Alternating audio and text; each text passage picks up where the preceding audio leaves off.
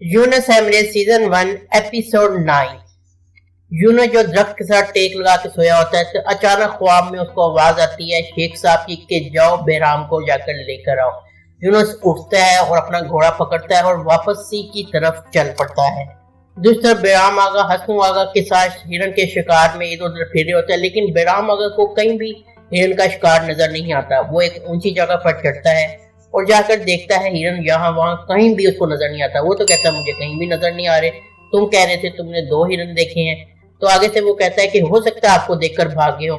اتنے میں جو ہے ہسنو آغا اپنا تیر کمان نکالتا ہے اور ایک تیر دور کھڑے بہرام آغا پہ مار دیتا ہے، لیکن تیر سے بہرام آغا بچ جاتا ہے۔ پھر وہ دیکھتا ہے کہ یہ ہسنو آغا کیا کر رہا ہے۔ وہ کہتا ہے کیا کر رہے ہو تمہارا دماغ تو ٹھیک ہے، لیکن ہسنو آغا دوسرا تیر نکالتا ہے اور بہرام آغا کے سینے پہ ایک تیر مار دیتا ہے، یعنی ایک تیر لگ جاتا ہے اور وہ گر جاتا ہے۔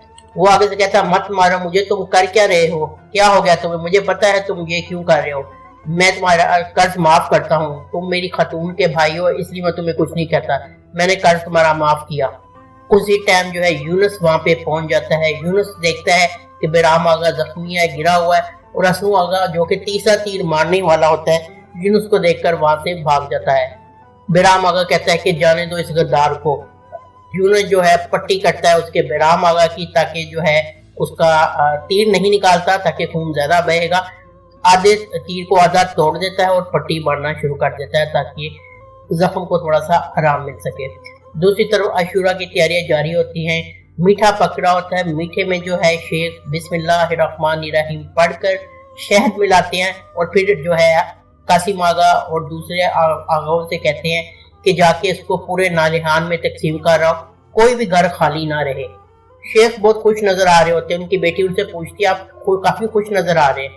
وہ کہتے ہیں کئی دفعہ جو خوشی ہے کچھ اچھا ہونے کی نہیں ہوتی، کچھ برا نہ ہونے کی ہوتی ہے، یہ کہہ کر وہ چل دیتے ہیں۔ قاسم آغا جو ہے یونس کے کمرے میں جا کر دیکھتا ہے کہ یونس ابھی آیا کہ نہیں، لیکن وہ جا کر دیکھتا ہے یونس کا کمرہ خالی ہوتا ہے، یونس نہیں آیا ہوتا ابھی تک۔ دوسری طرف جو بہرام آغا ہے یونس کو کہتے ہیں کہ یہ آپ جو ہے اس واقعے کے بارے میں شیخ کو یا کسی کو نہ بتائیے گا، یہ ہمارے گھر کا معاملہ ہم خود ہی حل کر لیں گے۔ لیکن یونس کہتے ہیں یہ تو ایسی بات کو چھپانا بھی گناہ ہے، انصاف کے لیے بتانا چاہیے، لیکن بہرام افندی اس کو منع کرتا ہے۔ دوسری طرف قاسم آغا شیخ کے پاس جاتا ہے اور جو کہتا ہے کہ شیخ صاحب پورے نالہان میں جو ہے کھانا تقسیم کر دیا گیا، ہر گھر گھر میں جو ہے پیر بھائی تقسیم کر رہے ہیں۔ پھر وہ چپ ہو جاتا ہے۔ شیخ پوچھتے کیا ہوا، تو وہ کہتے ہیں کہ میں یہی سوچ رہا ہوں کہ یونس ابھی تک نہیں آیا۔ تو شیخ آگے سے کہتا ہے آئے گا پریشان نہ ہو، وہ جلد آئے گا، اس کو اپنی ذمہ داری کا احساس ہے، وہ اپنا کام پورا کر کے آئے گا۔ یونس بہرام آغا کو لے کر مکال افندی کے پاس جاتا ہے کیونکہ وہ زخمی ہوتا ہے، اس کی مرہم پٹی کے لیے۔ مکال افندی جو کہ اپنی بیٹی کیرا کے ساتھ ابھی درویش کی درگاہ پر جانے والے ہی ہوتے ہیں کیونکہ عاشورہ کی محفل ہونی ہوتی ہے، تو نکل لگتے ہیں تو یونس اور بہرام آغا آ جاتے ہیں۔ اس کو دیکھ کے کہتے ہیں تمہیں کیا ہوا، اور جلدی سے اس کے جو ہے تیر کو نکالتے ہیں، مرہم پٹی کرتے ہیں اور اس کا جو ہے مرہم لگا کے پٹی کر کے زخم کو ڈھک دیتے ہیں اور ہدایت دیتے ہیں کہ اپنے زخم کو ڈھک کر رکھنا نہیں تو خراب ہو جائے گا، اور پھر خود جو ہے درویش کی درگاہ کی طرف چل پڑتے ہیں۔ بہرام کو گھر ٹوٹ کے یونس یہی سوچتے ہیں کہ اب جب تک میں اوزار ٹھیک نہیں کروا لوں گا تب تک میں شیخ کی درگاہ نہیں جاؤں گا۔ رات ہو جاتی ہے، وہ چشمے سے جو ہے پانی پی کر پھر وضو کرتے ہیں۔ وضو کے لیے پھر وہ نماز کے لیے کھڑے ہو جاتے ہیں۔ جیسے ہی وہ نماز کے لیے اپنا کپڑا زمین پر بچھاتے ہیں، جو شیخ کا کتا ہوتا ہے کراباش وہ آ جاتا ہے اور وہ آگے آ کے بالکل مسلح کے آگے آپ سمجھنے کھڑا ہو جاتا ہے۔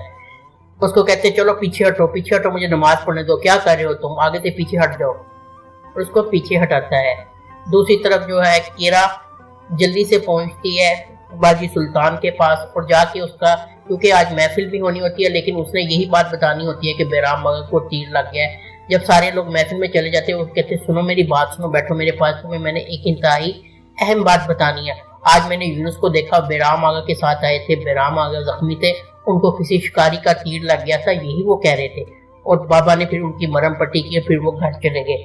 یہ ساری بات وہ باجی سلطان کو بتاتی ہے۔ دوسری طرف جو ہے عاشورہ کی محفل کا باقاعدہ آغاز ہوتا ہے سورۃ یاسین اور نماز کی تلاوت کے بعد، اور نماز پڑھنے کے بعد شیخ صاحب جو ہے درس دیتے ہیں۔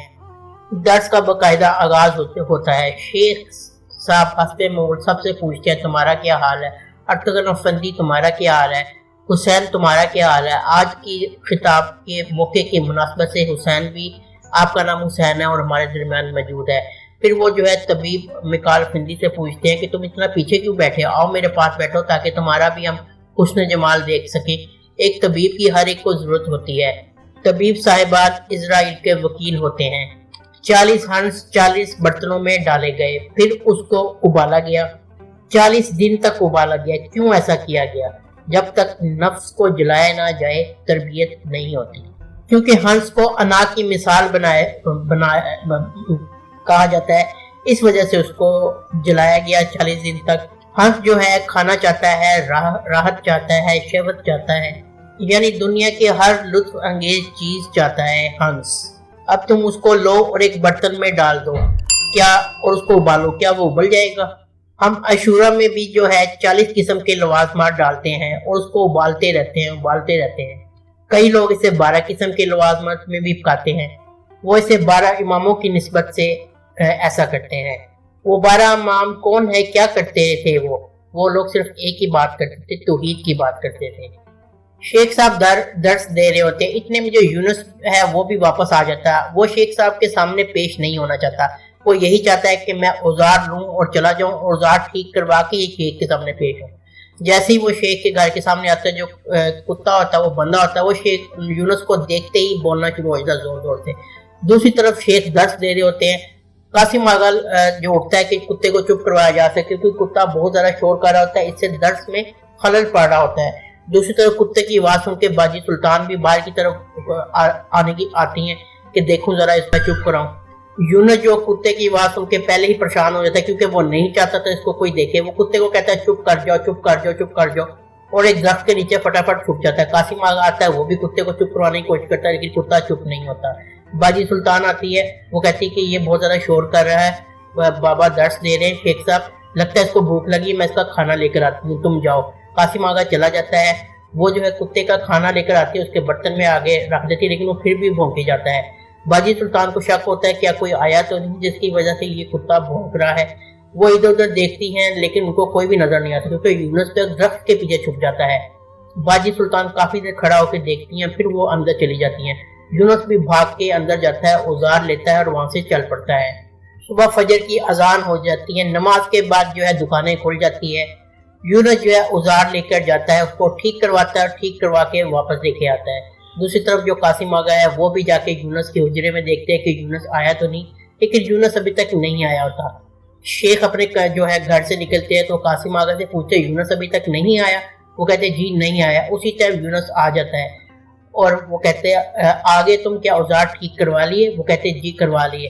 شیخ کہتے ہیں کیا میں نہیں جانتا کا ذکر بھول گئے؟ وہ کہتے ہیں استغفر اللہ شیخ۔ اس کے بعد شیخ کہتے ہیں آؤ مجھے تم سے کام ہے، باہر آؤ۔ باہر وہ گھر کے باہر آ کے اس کو کتے کے پاس لے آتے ہیں، کہتے ہیں آج سے جو ہے یونس میں تمہیں ایک نئی ذمہ داری سونپ رہا ہوں۔ یونس پھر مسکرا دیتا، خوش ہوتا ہے کہ مجھے کوئی اچھی ذمہ داری ملے گی۔ وہ کہتے ہیں جی بتائیے شیخ۔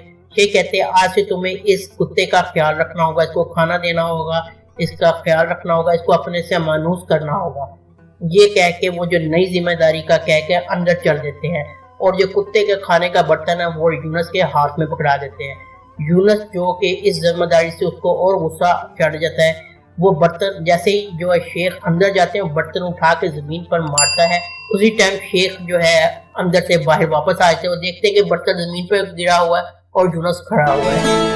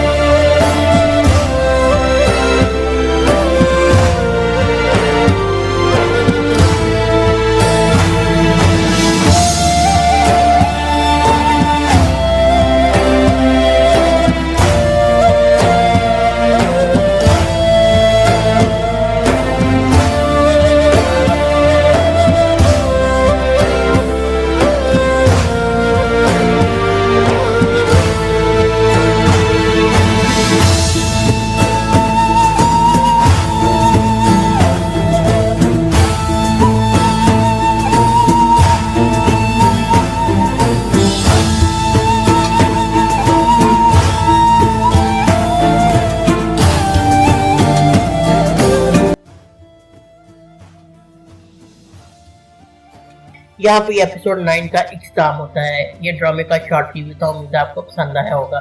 اگر آپ کو یہ ویڈیو پسند آئی ہے تو ویڈیو کو لائک ضرور کر دیں اور چینل کو سبسکرائب کر کے ہمارے مزید فارورڈ بن سکتے ہیں۔ ملتے ہیں نیکسٹ ویڈیو میں، اللہ حافظ۔